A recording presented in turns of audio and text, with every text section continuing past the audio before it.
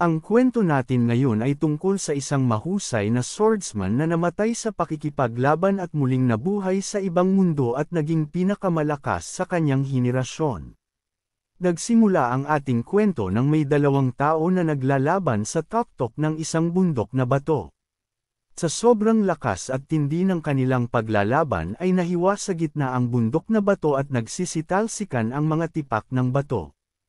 Maya-maya lang ay tinamaan ang lalaking nakaitim dahilan ng kanyang pagpisik at pagbaon sa sobrang lakas ng atake.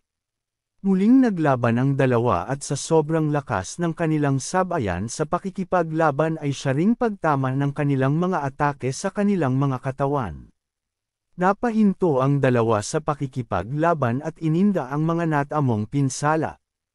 Ang lalaking nakaitim na isang matanda ay ang pinakamalakas na swordsman sa ilalim ng kalangitan na nagngangalang Dugo Kuibay. Ang lalaking nakaputi ay ang ating bida na si Jian Chen. Sugatan ang matandang nakaitim na si Dugo matapos ng isang matinding salpukan na kung saan naputol ang kanyang kaliwang braso at ang ating bida na si Jian Chen ay may tama ng espada sa kanyang dibdib. Sa tindi ng sugat na natamo ng ating bida ay napusaka siya ng dugo at hindi rin nagtagal ay unti-unti na siyang nanghihina. Ngunit sa kabila ng lahat ay ibinuhos ng ating bida ang kanyang buong lakas at ginamit ang pinakamalakas na teknik na kung tawagin ay Viridescent Violet Sword Technique.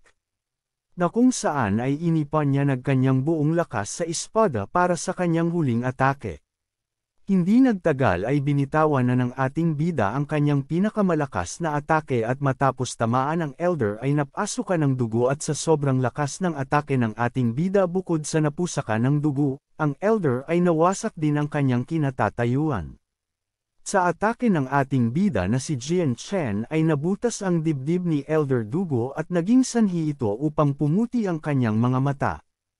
Habang ang ating bida ay unti-unting nahuhulog ay ang pagbago din ng kulay ng kalangitan. Kasabay nito ay ang pagbagsak din ng malaking tipak ng bato patungo sa ating bida at unti-unti na rin siyang nawawalan ng buhay. Biglang dumilim ang paligid at nagising si Jian Chen at inakalang siya ay patay na nang biglang may naaaninagan siyang isang hugis tao sa kanyang harapan at tinatawag siya nitong Young Master. Hindi nagtagal ay nagkaroon na rin ng malay ang ating bida nang makita niya ang isang babaeng may malaking puso sa kanyang harapan. Nagising ang ating bida na sa katawan ng isang paslit na walang suot na salawal at kitang-kita ang maliit na putsokoy nito. Gulat na gulat at dali-dali nagsalita ang ating bida at winika nito sa babae na takpan ang kanyang malaking puso. Ngunit gulat na gulat ang babae at nagsisigaw ito papatakbo papalayo nang marinig niya ang ating bida na nagsasalita at tinatawag nito ang kanyang mga pinuno. Nagulat ang ating bida nang makita niya ang katawan niya na naging isang munting paslit at ang tanging naalala niya ay ang pakikibaglaban niya kay Elder Dugo bago sa siya mamatay. Takang-taka ang ating bida at napatanong sa sarili na nagbago ba ang kalangitan at siya ba ay muling nabibuhay. Muling napatanong ang ating bida at iniisip kung nasaan siya at hindi pamilyar ang lugar na kanyang kinaroroonan o posible ba na siya ay nasa ibang bansa. Dali-daling bumaba ang ating bida at winikang napatay na niya si Elder Dugo sa kanilang labanan at kailangan niyang bumalik sa kanilang angkan. Ngunit sa kabilang banda ay nag-uusap-usap ang mga tao sa labas matapos malaman na nagsasalita ang ating bida na may bagong pangalan na si Jiang Tian kahit 6 na buwang gulang pa lamang ito. Maya-maya lang ay dumating ang kanilang master na siya ring ama ng ating bida at gulat nang makita niya si Jiang Tian at mas lalo pa itong nagulat na magsalita ang ating bida. Agad niya na binuhat si Jiang Tian at hindi makapaniwala na nagsasalita na ang bida kahit 6 na buwang gulang pa lamang ito. Tuwang-tuwa ang master dahil may pag-asa na sila na buhayin ang lahi ng kanilang pamilya at winika ring ng isang elder na isang maalamat na genius sa lahat ng genius ang ating bida ngunit. Walang pakialam ang ating bida dahil ang gusto niya lamang ay bumalik sa Heaven Sword Creek na kung saan siya nanggaling. Hindi rin nagtagal ay napagtanto ng ating bida ay siya pala ay nasa isang continent na tinatawag na Sky Yuan sa ibang mundo. Ang ating bida na si Jian Chen na nasa katawan ng batang si Jiang Tian ay walang nagawa kundi ang matutula habang ang kanyang pamilya ay tuwang-tuwa na pananggigilan siya. Habang nag-iisip ang ating bida ay nasa kanya paring alaala ang kanyang memorya mula sa kanyang nakaraang buhay. Patuloy siyang mananaliksik kung paano siya makakabalik sa dating niyang mundo habang pinapraktisa ang paggamit ng Viridescent Violet Sword Technique. Makalipas ang 3 taon ay ito ang nakatakdang panahon upang sukatin ang spiritual abilities ng ating bida. Mayabang at masyadong kumpiyansa ang ating bida na iniisip na gugulatin niya ang lahat matapos hindi aabot sa 3 taon na pagsasanay. Maya-maya lang ay inutos ng elder na ilagay ng ating bida ang kanyang kamay sa spiritual stone. Hindi rin nagtagal ay umilo ang spiritual stone at nagkaroon ng hugis X na may lumalabas na aura dito.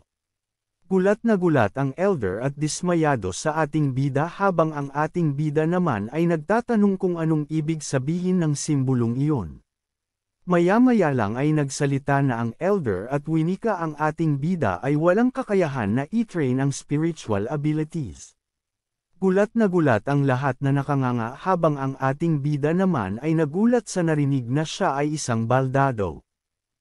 Sa kabilang banda ay nagsisigaw mga sumusuporta sa ating bida na sinasabi na ang kanilang young master ay ang chosen one. Tuwang-tuwa naman ang isang elder na si Uncle D ng ating bida na sa wakas ay makikita niya na ang ating bida na maging isang chosen one. Matapos ang pagsukat ng kakayahan ng ating bida ay agad rin na ibinalita ito kay Uncle D, ngunit gulat na gulat si Uncle D at ibang pang taga-suporta nang malaman na ang ating bida ay walang Saint Force. Agad naman napatanong ang master na si Chang Ya ba na ama ng ating bida kay Uncle D at hindi makapaniwala dahil si Jiang Tian ay walang Saint Force. Nag-alala naman ang ina ng ating bida na si Biyun Tian na ika-4 na aunt ng Changyang family at samantalang nakangiti naman ang third wife ng Changyang family na si Feng Yan. Hindi makapaniwala ang ating bida kung kaya't gusto niya muling subukan ang pagsukat ng kanyang kakayahan. Subalit ginamitan na lamang siya ng elder ng teknik na Eyes of Sight kung makikita niya kung may Force of Saint ba talaga sa katawan ng ating bida. Ngunit sa kasamaang palad ay ni isa ay wala nakita ang elder habang nagpupumilit pa din ang ating bida na subukan muli. Sa puntong iyon ay sigurado ang elder na wala talaga Force Saint na taglay-taglay ang ating bida at hindi rin siya makakapag-cultivate. Dismayado ang master at ang ina ng ating bida at nagtataka kung paano nangyari. At ang third wife ng pamilyang Changyang ay pinsaltong pangwinika sa ating bida na sa kabila ng kanyang mga pagsasanay at resources na natatanggap buwan-buwan ay naging isa pa rin siyang failure. Agad na nagsalita ang third wife sa harap ng maraming tao at sinabi na ang kanilang young master ay hindi na maiituturing na isang genius at pilit niyang pinapaalis ang mga karatola na may pangalan ng ating bida pagkat sakit lamang ito sa kanilang mga mata. Sa isip-isip ng ating bida ay siya ay nagsanay ng Viridescent Violet Sword ng maraming taon ngunit paano na wala siyang taglay-taglay na Saint Force sa kanyang katawan. Maya-maya lang ay napagtanto ng ating bida na ang unang level ng Viridescent Violet Sword Law ay ire-refine nito ang katawan, ngunit sa ating bida ay ginamit niya lahat ng Saint Force ng kanyang katawan upang ma-refine ito kung kaya't wala nang natira na Saint Force sa katawan ng ating bida. Muling nagsalita ang third wife na kung saan ay kinausap niya ang master na kung si Jiang Tian ay baldado ang future ng Changyang family ay nakadepende na sa kanilang care. Agad naman na naintindihan ito ng master kung kaya't lahat ng resources na natatanggap ng ating bida ay mapupunta na lamang kay Ke, at ang kalahati na pera na natatanggap ng fourth aunt ay mababawasan. Sa isip-isip ng ating bida na ngayon ay isa siyang baldado ay agad niyang napansin na bumilis ang pagbabago ng ugali ng tao sa kanyang paligid. Agad na umalis ang master at tinapos ang pagpupulong ngunit sa isang banda ay naiwan pa rin ang ina ng ating bida sa entablado upang kausapin siya.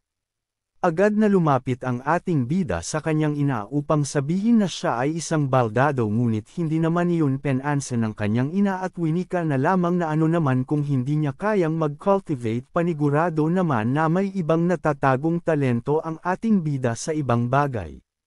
Agad naman sinabi ng ina ng ating bida na huwag siyang matakot sa mga mang-aapi sa kanya sapagkat hindi niya hahayaan na api-apihin lang siya ng iba.